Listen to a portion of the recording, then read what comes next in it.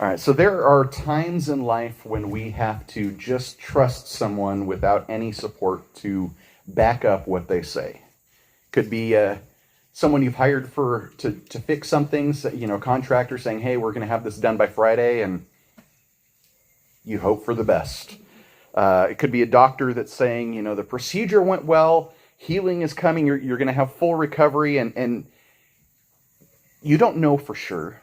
But in each of these cases, you have a choice.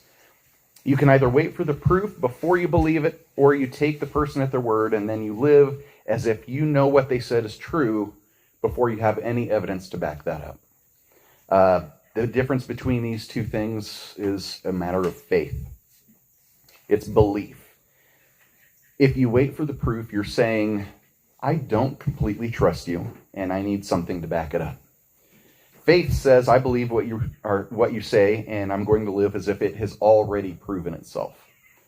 And those are two very, very different responses. And what we're going to see this morning is a man who, in our passage this morning, has definitely a faith that took Jesus at his word. He believed it, and his life proved that he believed that what Jesus said had already happened.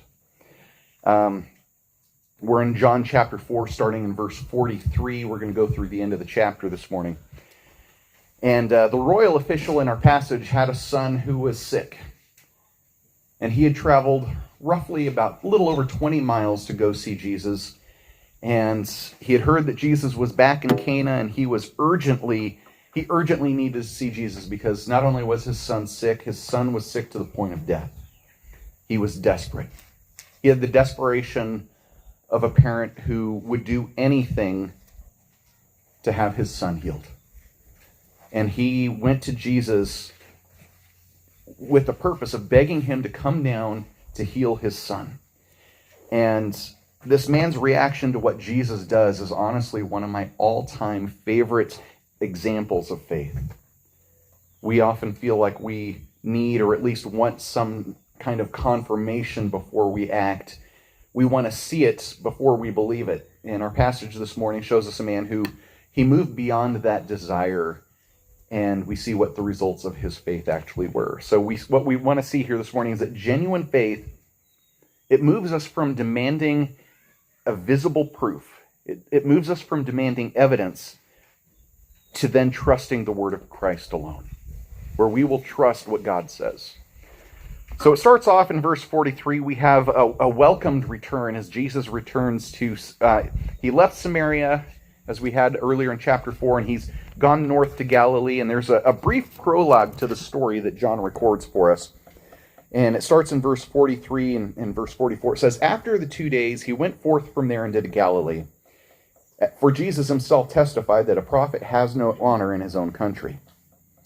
And so John records that Jesus went to Galilee even though he himself just testified that a prophet has no honor in his own country. The very next verse then says that the Galileans welcomed him. Now, this is one of those passages where some people say that there's a contradiction in the Bible. But is there? I mean, what we see here is with every other supposed contradiction that I've come across, it's explained by studying the context and actually looking at what it says there. So the supposed contradiction says that John says that Jesus went somewhere despite the fact that a prophet gets no honor there, and then when he gets there, he is honored. So how does that work out? Well, we have to see why they welcomed him into Galilee. This is actually key to the entire passage there. They welcomed him to see the signs. They had seen what he had done at the feast at Passover in verse 45. It says, so when he came to Galilee, the Galileans received him, here's the key, having seen all the things that he did in Jerusalem at the feast, for they themselves also went to the feast. It's talking about the feast of Passover there, the big Jewish celebration. So they saw Jesus had performed miracles there that are not recorded here in the Gospel of John. They'd seen those, and then Jesus shows up in Cana of Galilee, and they're like, hey, he's here, welcome him, maybe we're going to be able to see some more miracles. And so they were basing their welcome on the signs, the miracles that Jesus had performed, and they're wanting to do that rather than on welcoming Jesus for who he really is. So they welcomed him, but it's based on what he had done rather than who he is. I want to take a step and look back at what John said in John 2, verses 23 through 25. It says, "Now when he was in Jerusalem at the Passover during the feast, many believed in his name, observing his signs which he was doing. But Jesus, on his part, was not entrusting himself to them, for he knew all men, and because he did not need anyone to testify concerning man, for he himself knew what was in them." So he knew why the Galileans were really welcoming him. He didn't have honor in his own home. He didn't have honor there. They were wanting the signs, they were wanting the miracles. They didn't really want him. And so what we see here is that their supposed faith, and a faith that depends on a sign, isn't true faith. It's desiring the miracle rather than the one performing it. And so it's like just as we saw in John 2, here at the end of John 4, Jesus isn't entrusting himself to the Galileans because he knew what they were already about. He knew what was in their hearts. They welcomed him because of his power, and that excited them. They were excited to see the miracles, but they didn't see the truth of who Jesus is, and their faith didn't reach that far. It went as far as what they could get out of it. And so what we see here is John is preparing us for what comes next. We have a crowd that is hungry for signs. They want to see another miracle. And this is contrasted with this Roman official who's about to show up on the scene, who didn't need to see the physical proof. He was willing to take Jesus at his word. And Jesus is about to perform a miracle, and the people who really want to see it, they don't get to see it because it happens 20 miles away, which I think is kind of a fun little twist that Jesus gives toward the Galileans on this. And so we're back to where it started. Jesus arrives at Cana of Galilee. And so John reminds us in the first part of verse 46 says, "Therefore he came again to Cana of Galilee, where he had made the water wine." So he's reminding the readers of the first sign that Jesus had performed in John chapter 2. And if you remember, the result of that of that sign was that the disciples believed in John 2:11. Now Jesus comes back to that same town, and we see another sign that still ends with people truly believing in Jesus. So John 2 through 4, what it does is it's telling us a story about the kind of belief that Jesus desires from us. Okay, he wants us to believe. He wants us to grow in our faith and trust in him as the disciples did. And he wants us to share that belief. And he wants to share it with us, to share it with others, as we see the contrast between Nicodemus and the Samaritan woman in chapters 3 and 4. And then he wants us to believe completely, as we see with this Roman official here at the end of chapter 4. And so we get to the last part of verse 46, and we see this Roman official, he makes a request of Jesus. It says, and there was a royal official who was sick, whose son was sick at Capernaum. So this royal official, probably a court official that served under Herod Antipas, he had a son who was critically ill in Capernaum. Like I said, it's about 20 miles away from Cana there. It's on the northern shore of the Sea of Galilee. And word had reached him up there that Jesus was relatively close by. It was still 20 miles away. But what is 20 miles when there is a chance that you could have healing for your son who's about to die? That was nothing to him. So he made the journey down to Cana, and his goal is to urge Jesus to come back with him home so that Jesus could heal his son. And we see this quite a bit when people want a miracle. They think Jesus has to be there in order to do it. They don't realize that Jesus, being God, is not limited by distance. We see this later on in John with Mary, the sister of Lazarus. You know, Lazarus is already dead, and what does she say? Jesus, if you had been here, he'd be alive. If you had just been here, he would live. When Jesus is there with you, you can see the healing, and there's less reason to doubt. And this man clearly loved his son, and he was wanting Jesus to come heal the boy. And this desire to have Jesus come with him doesn't mean that the man didn't believe that Jesus could heal his son, but he wanted to do everything that was possible to make sure that his son would live. That's the reason why he was there. And so Jesus, as he does, he takes this as an opportunity to teach, because his miracles weren't just miracles for the sake of showing off his power. They were signs, is the term that John gives. They were to point people to him so that they would believe. And so Jesus uses this as an opportunity to both teach and help people believe. And we'll see at this that some people will become new believers while others are going to have their faith strengthened by this next sign. So Jesus responds with a rebuke that's directed at the crowd. Look at verse 48. It says, "So Jesus said to him, 'Unless you people see signs and wonders, you simply will not believe.'" So he moves from visiting with the man. The man's like, "Come down, heal my son." And Jesus then addresses the crowd around him. And you can tell he does that by the way he then changes to "you people." He's addressing the crowd here. It's a plural move here. And he's doing this because of what we saw earlier in verses 43 through 45. This was a crowd that was looking for signs. They wanted to see the miracles. They wanted the miracle. They didn't care about who was doing them or why. Now, and we don't have Jesus' body language recorded for us in this, but I kind of have a feeling there was a very noticeable change as Jesus is looking at this crowd. I could see this. It was just like, you people, you just simply won't believe unless you see a sign. And part of why I think that this is that we also see, part of why I think that he's addressing the crowd here is the Father doesn't then go to defend himself. He doesn't say, "Yeah, I do believe, that's why I'm here."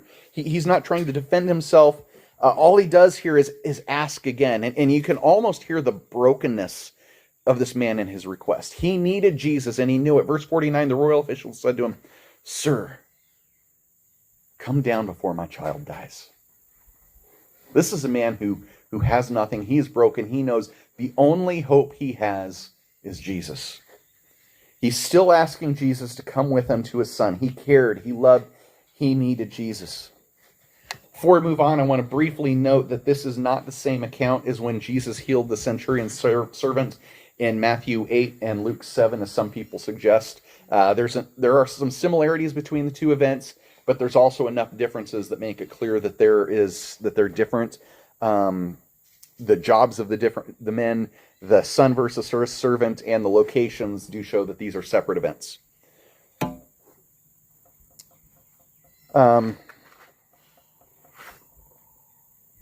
Move to verse 50, and we see that there is a trusting before seeing. John gave the man what he really wanted, but not in the way he expected. Verse 50 says, Jesus said to him, "Go, your son lives." And the man believed the word that Jesus spoke to him and started off. I love that. That is so cool. This is a man who took Jesus at his word.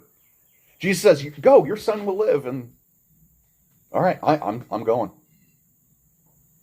I'm going to go see my son.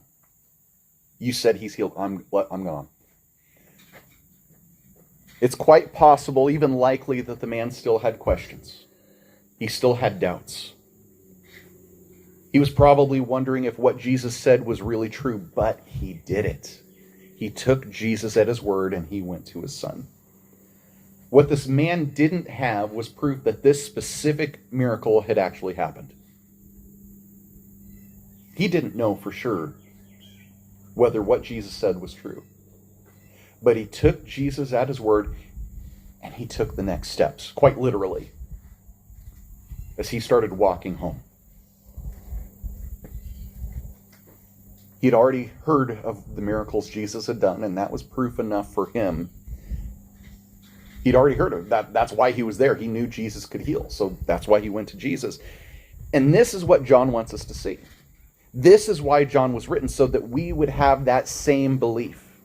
The same belief as this man. We need to understand and truly believe that Jesus is God, that he is the Messiah, that he is the one who can save us.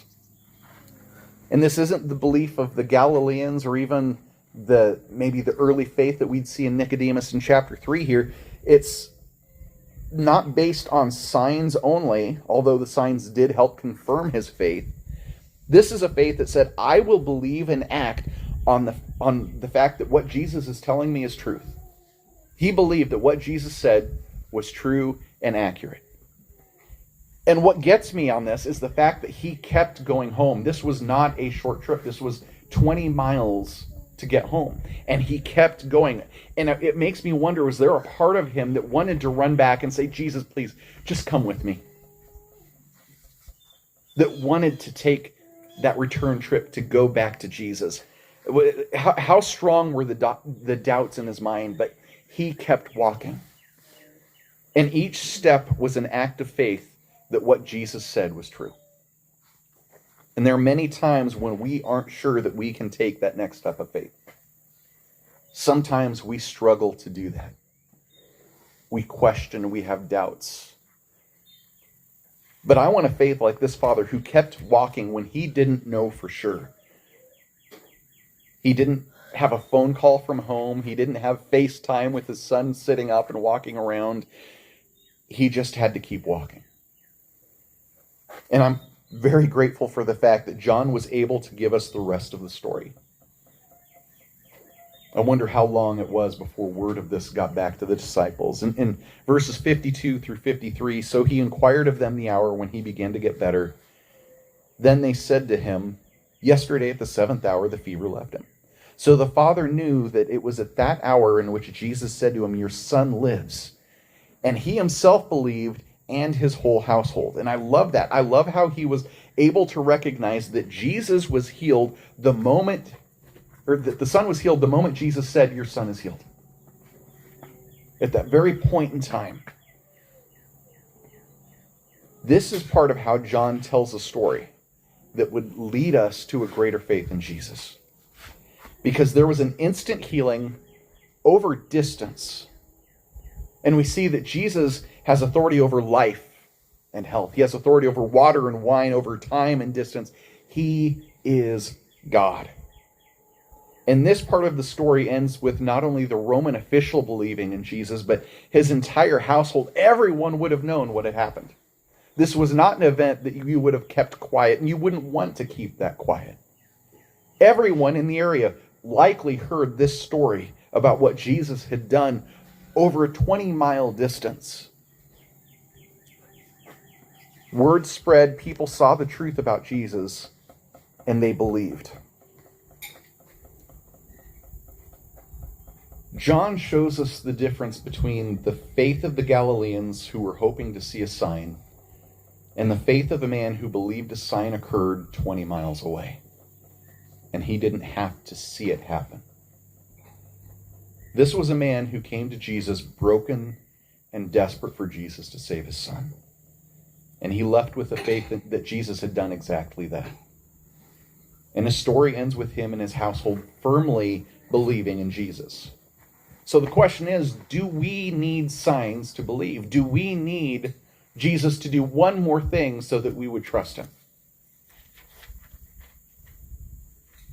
Or are we like the Galileans that Jesus rebuked, saying, unless you people see signs and wonders, you simply will not believe? And the Greek wording of that is very emphatic. It's not just a, you won't believe. It's probably a better translation of that is, you absolutely will not believe. In English, if we use a double negative, it becomes a positive. Not that way in Greek. If you use a double negative, it doubles down on how bad and how negative that is. And that's what John does here. He has a double negative where he's saying, you, not just that you won't believe, you absolutely will not believe unless you have another sign. And that's not what we should be like. We should be able to take Jesus at his word. Will we move when Jesus tells us it's already done? Will we keep walking when logic tells us it's impossible? Will we trust that Jesus is God, and when he says something has happened, it has? Will we trust the promises he's made us? We can trust the word of Jesus as a sufficient ground for faith, and we can walk accordingly. So in our steps, when we have doubts, when we have fears, I want us to be like this father in the Bible. who kept walking.